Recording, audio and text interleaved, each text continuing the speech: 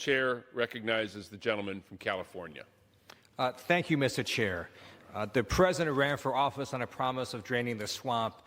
He, in fact, personally has done exactly the opposite. My amendment is very simple. It simply prevents the president from profiting off of his own trips to his own properties.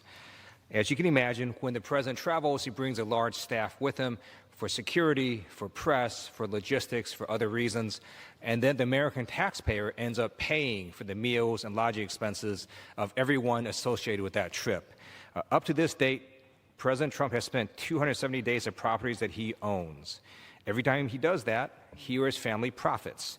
That includes 99 days at Mar-a-Lago, 21 days at Trump International Hotel in D.C., 74 at Trump National Hotel Bedminster, and 59 days at Trump National Hotel Potomac. The General Accounting Office reports that the president spends an average of $3.4 million taxpayer dollars every time he travels just to Mar-a-Lago. Not content to profit from the American taxpayer, the president has also, in fact, raised prices at his properties at Mar-a-Lago and Trump International Hotel in D.C. So now taxpayers are paying even more for lodging expenses associated with his staff.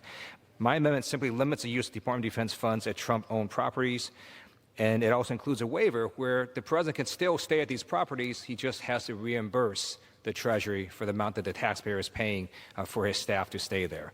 And with that, I respectfully request an aye vote, and I reserve the balance of my time. Gentleman reserves. Members are reminded to refrain from engaging in personalities toward the president. For what purpose does the gentleman from Colorado seek recognition? Mr. Chairman, I rise in opposition to the amendment. Gentleman is recognized. I yield myself such time as I may consume. You know, we've had this discussion on emoluments, and I hope that my colleague saw the newspaper today. Here's the newspaper, the Washington Times, front page, court rejects lawsuit over Trump business. Maryland, D.C. slammed down. So the Fourth Court of Appeals has said one of the lawsuits out there is baseless.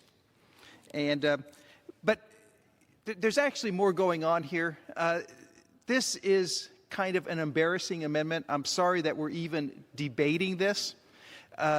This is a blatantly political amendment.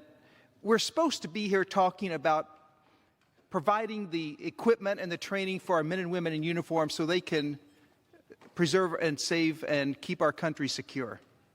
And this is just an attempt to embarrass the president. It's a political amendment. It's really not worthy of the discussion in the National Defense Authorization Act. And I don't think we should be wasting our time on this. It's really not worthy of the American people either.